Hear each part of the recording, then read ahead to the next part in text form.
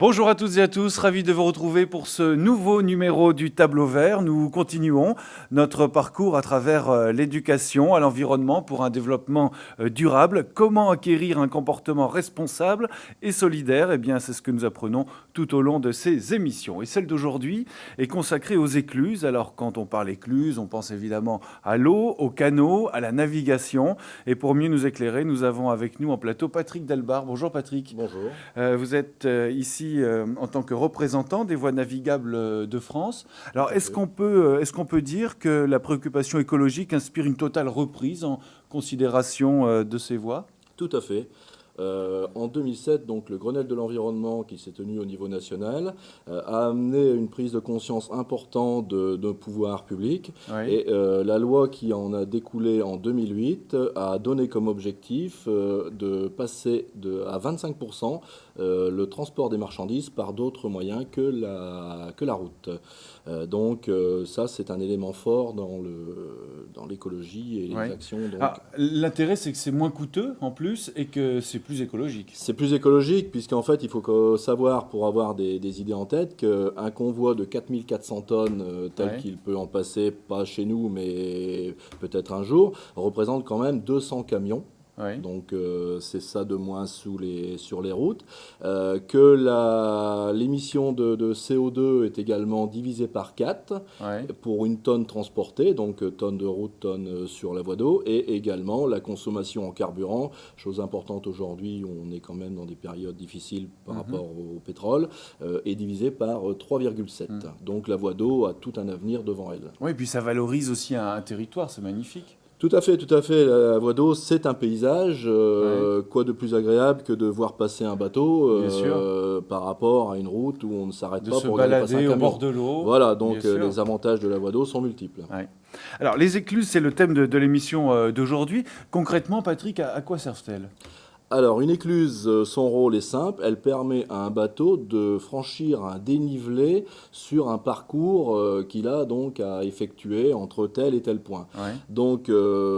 Cette marche que l'on peut, si on peut comparer ça à un escalier, donc cette marche qui constitue l'écluse est liée au barrage qui lui permet de maintenir donc les plans d'eau constants Ouais. pour, assurer la navigation dans de bonnes conditions. Ouais. Puisque sans ces fameux barrages, en période d'été, nous aurions les rivières qui seraient quasiment asséchées et en période hivernale, en situation de débordement. Donc, grâce à elles, on peut réguler tout Grâce cela. à elles, on peut permettre la continuité du passage des bateaux sur une voie d'eau. Est-ce qu'elles ont un rôle vital à la bonne santé de ces voies navigables? Non, on ne peut pas dire que les écluses ont un rôle essentiel dans la bonne santé des voies navigables. Par contre, leur bonne santé est primordiale, Indispensable. voilà, Ouais. à la continuité donc, du fonctionnement de la voie d'eau. Alors, en termes de chiffres, ça représente quoi les voies navigables en France? Alors, au niveau national, les voies navigables de France, donc, à la gestion de 6700 km Ah oui, de voies d'eau, donc c'est ce qui n'est important. pas négligeable, donc Ouais. réparties principalement sur le nord et la partie sud-est. Ouais. La partie sud-ouest étant un peu déficitaire en voie d'eau. Donc c'est 6700, 419 barrages, donc comme je vous Ouais. expliquais, ce qui est Parce qu'on important. parle souvent des écluses, mais il faut Voilà. penser aux barrages Mais les aussi, barrages ouais. sont également importants et 1600 écluses au niveau national. D'accord. Donc Ah, est-ce qu'il est difficile d'entretenir toutes ces écluses, ces grandes dames des voies navigables? oui, une écluse c'est quand même quelque chose d'important et on y apporte une attention toute particulière parce que justement notre but c'est d'avoir le moins d'interruptions possible puisqu'en fait sur une voie d'eau, dès l'instant où vous coupez la voie d'eau, vous ne pouvez pas comme sur une route mettre une déviation qui va vous permettre de faire que 3 ou 4 km. Bien Il faut sûr. savoir qu'une coupure sur une voie d'eau c'est quelques centaines de kilomètres Ouais. à contourner. Donc l'entretien est effectivement important. Nous avons des plans de maintenance qui ont été élaborés qui nous permettent d'entretenir au fur et à mesure nos ouvrages pour éviter justement d'avoir des phénomènes de casse Ouais. et donc on anticipe Et donc de plus gros travaux par la voilà. suite. Ouais. Donc il y a des phénomènes d'anticipation. Telle pièce, au bout de certain nombre de temps d'usure, on n'attend pas qu'elle casse, on la remplace. Et effectivement, nous avons tous les ans des périodes, ce qu'on appelle des chômages, chômage. Donc le terme chômage, pour nous, est tout à fait un autre significatif, puisque c'est l'action d'arrêter une voie d'eau et de pouvoir entretenir une écluse et de la mettre à sec, de faire donc tous les travaux nécessaires à son entretien. Alors, Patrick, pour comprendre le fonctionnement d'une écluse, nous allons suivre Valérie Collat et ses élèves de l'école élémentaire Henri Lemaître de Valenciennes. Ils se sont rendus à l'écluse de Valenciennes. Regardez. Vous suivez? Alors les consignes de sécurité, il faut bien rester derrière les barrières. Vous ne montez pas sur les barrières bleues. Partis à la découverte de l'écluse de Valenciennes, les élèves de la classe de Valérie Collat ont beaucoup appris sur les ouvrages d'art des voies navigables de France. Petit résumé. Les écluses ont été inventées au XVe siècle. Le mot écluse, d'origine latine, vient de excludere, qui signifie fermer le passage ou séparer. Elles permettent aux bateaux de franchir la différence de niveau entre un bief amont et un bief aval, le bief étant la partie de canal comprise entre deux écluses ou deux barrages. Les écluses sont en fait des bassins que l'on remplit et que l'on vide. Quand le feu passe au vert, le bateau pénètre lentement dans le sas. Des vérins hydrauliques, commandés à distance, referment la porte. Pour obtenir dans le sas un même niveau d'eau qu'en aval et permettre ainsi au bateau de poursuivre son chemin, les portes aval s'ouvrent en deux temps. D'abord, des mantelles qui équipent les portes laissent sortir l'eau de façon progressive. Puis, quand le niveau est descendu dans le sas, on ouvre les portes en grand. Le niveau d'eau se trouve identique à présent dans la partie aval du cours d'eau et à l'intérieur du sas. Une fois les portes ouvertes, le bateau sort de l'écluse. En moyenne, un passage d'écluse dure 10 minutes. Pour un bateau montant, se dirigeant donc de l'aval vers l'amont, les opérations sont inversées. Les bateaux parcourent ainsi des centaines de kilomètres sans que les dénivellations ne viennent les gêner.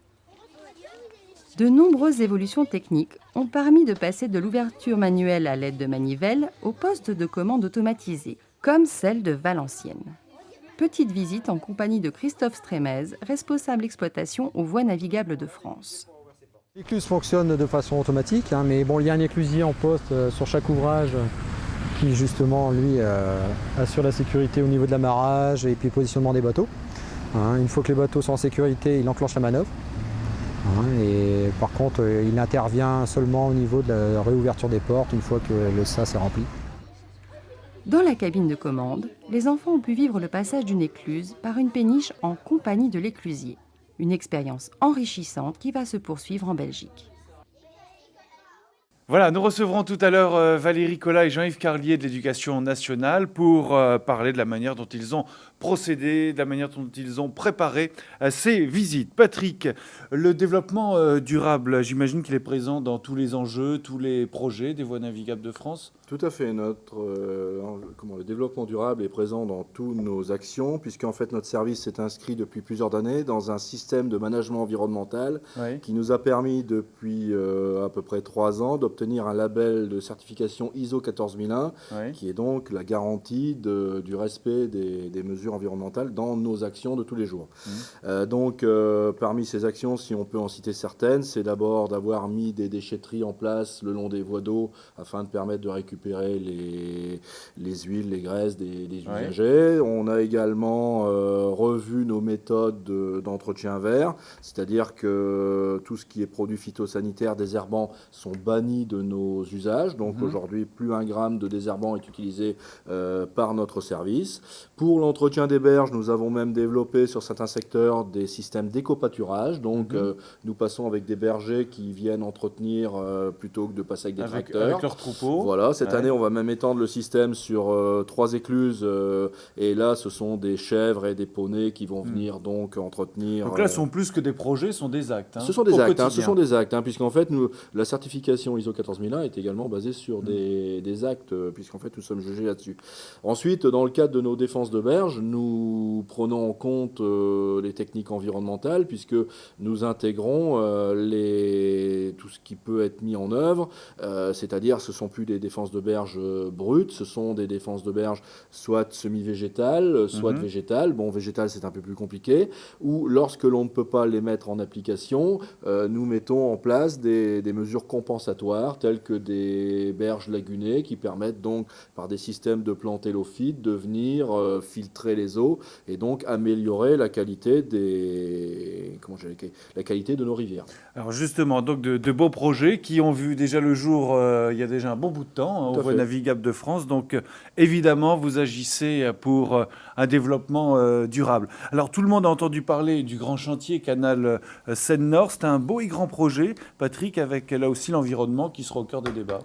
Alors tout à fait, le projet Seine-Nord donc s'inscrit tout à fait dans le Grenelle de l'environnement, puisqu'en fait, si on peut le resituer, c'est le chaînon manquant qui se trouve entre le bassin parisien et le bassin du Nord, qui permet donc de faire la jonction avec le Benelux et l'Allemagne, qui sont de grands utilisateurs déjà de la voie d'eau par le Rhin, l'Escaut, et d'autres cours d'eau. Donc le projet Seine-Nord, c'est un projet de 106 km qui doit qui doit relier en gros la région de Compiègne avec la région de Cambrai, donc pour mailler les deux réseaux.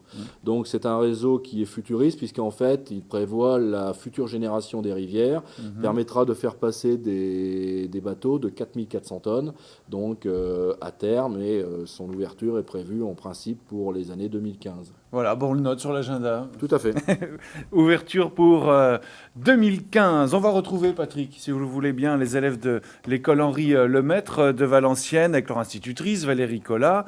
Et après l'écluse de Valenciennes, ils sont allés visiter 3 ouvrages hors du commun. L'ascenseur de Strépitieux, les ascenseurs hydrauliques et le plan incliné de Ronquière. Nous avons suivi tout au long de la journée sous le beau soleil de la Belgique. Regardez.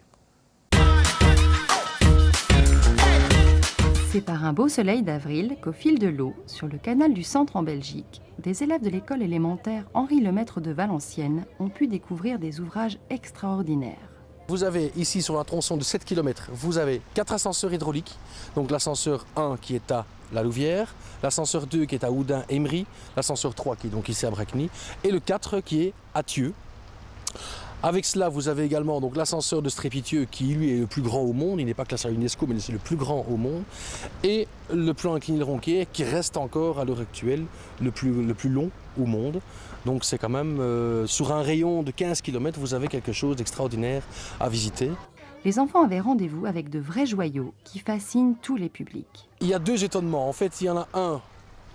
On va d'abord parler de l'ascenseur de Strépy, c'est par Sa Majesté, donc il est vraiment énorme. Donc quand les gens viennent en dessous, on se sent vraiment tout petit. Hein. Et également par la puissance que développe cet ouvrage d'art. Par contre ici, c'est le côté un peu magique.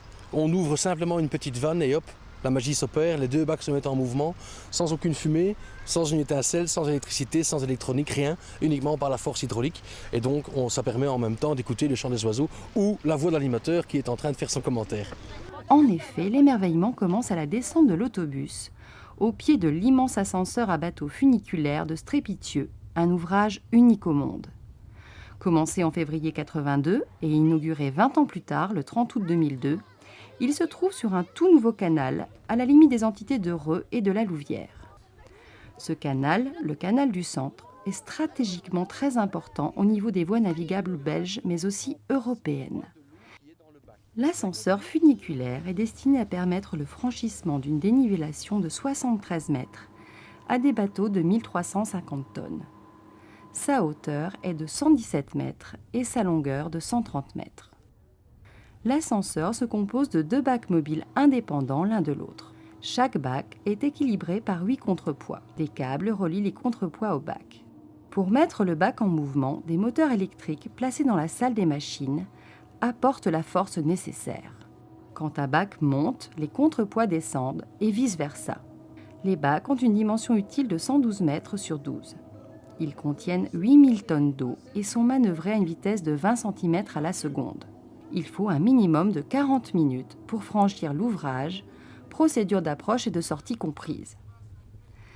Après avoir pris l'ascenseur, les enfants ont navigué vers le canal du Centre historique pour franchir les ascenseurs hydrauliques classés au patrimoine mondial par l'UNESCO.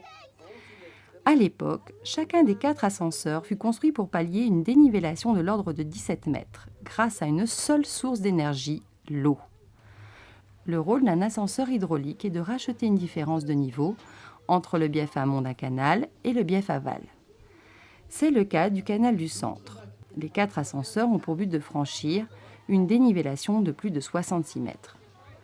Leur fonctionnement est identique à celui d'une balance de cuisine. Ces bacs sont posés sur des pistons centrales uniques qui fonctionnent donc par le principe des vases communicants, comme je le disais précédemment. Et donc, il faut simplement alourdir un des 2 bacs quand il s'agit de faire un balancement complet. Donc, on met un poids supérieur dans le bac qui est en amont pour pouvoir faire descendre le bac qui est en aval. Et donc, ça fonctionne comme cette fameuse balance que M. Robert Val a inventée, tout simplement. En franchissant ces ascenseurs, les élèves ont pu mettre en pratique les exercices réalisés avec Jean-Yves Carlier en classe de sciences. Pour achever cette superbe journée, les enfants se sont rendus au plan incliné de Ronquière, un ouvrage monumental sur le canal de Charleroi-Bruxelles. Il comporte 2 bacs pleins d'eau de 91 mètres de longueur et de 12 mètres de largeur. Ces bacs roulent dans le sens de leur longueur sur des chemins de roulement en béton d'une longueur de 1440 mètres. Chaque bac est pourvu d'un contrepoids de 5300 tonnes.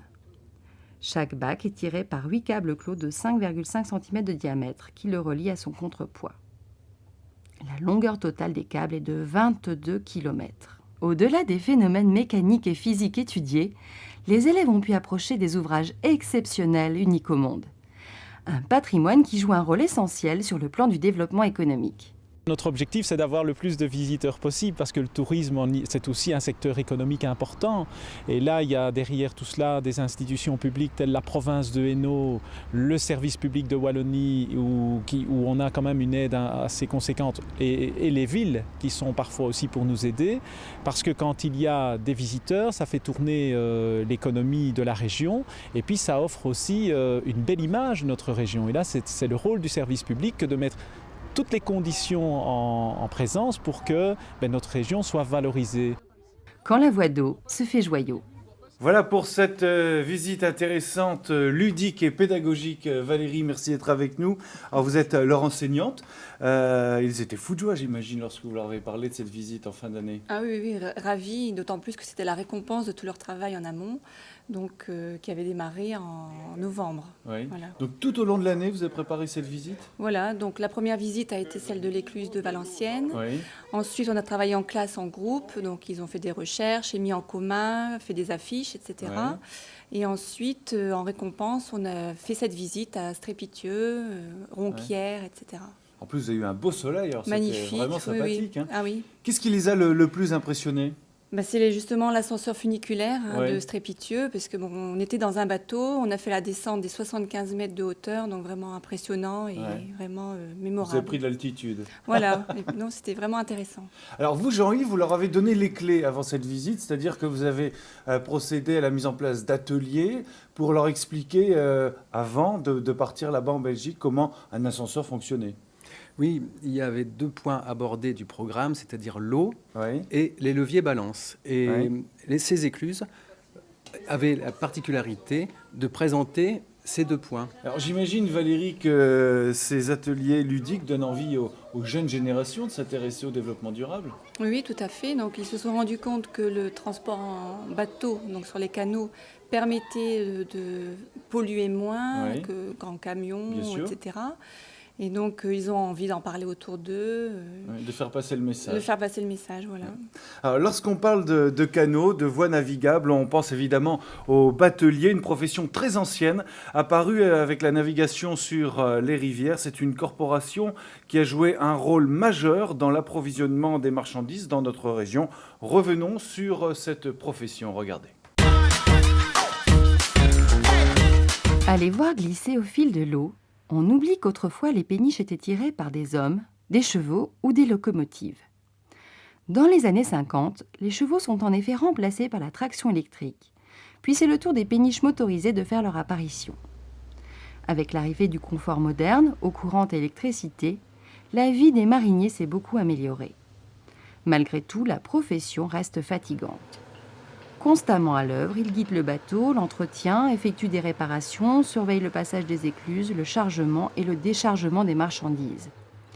C'est une vraie entreprise qu'il faut faire fonctionner pour vivre. Christian, marinier dans l'âme, fils et petit-fils de marinier, nous a accueillis chaleureusement dans sa marquise et nous a laissé découvrir sa maison flottante. Une vie sur l'eau très différente de la nôtre. morceau choisi. Le métier maintenant est différent avec avant, parce qu'il est quand même beaucoup plus moderne, parce qu'on a des bateaux beaucoup plus évolués, beaucoup plus gros, beaucoup plus pratiques pour travailler, beaucoup plus confortables, surtout aussi confortables. Et sans quoi on travaille toujours autant qu'avant, toujours le même nombre d'heures, ça n'a pas changé, sauf que c'est quand même beaucoup moins pénible, parce que il y a beaucoup de tâches qui sont supprimées maintenant, hein, des tâches qui étaient pénibles avant qu'on ne fait plus maintenant. Comme conduire le bateau, je ne sais pas si vous avez déjà vu avec l'ancien gouvernail, tout ça c'était assez dur. Il fallait démonter les timoneries, maintenant les timoneries sont escamotables. Donc le métier est beaucoup plus mieux maintenant, ça c'est certain. La vie à bord, souvent c'est la vie de couple. Traditionnellement c'est hommes et femmes. Et forcément la vie à bord, c'est comme tous les jours, il faut travailler avec son épouse, ce qui n'est pas toujours facile. Et surtout pour les enfants, c'est vrai que c'est pas facile non plus pour les enfants. Par contre, il y a l'avantage. Pour les jeunes mères de famille batelières, ils ont les enfants de la naissance jusqu'à 6 ans, parce que l'école souvent c'est 6 ans. Hein. Et donc ils font pratiquement pas de maternelle ou occasionnellement comme ça chez les grands-mères de temps en temps. Mais les enfants, ils sont élevés avec leur mère jusqu'à 6 ans. Et après, là, c'est la rupture, où ils vont à l'école dans les structures de bateliers, ou souvent maintenant, ils vont à l'école chez les grands-mères.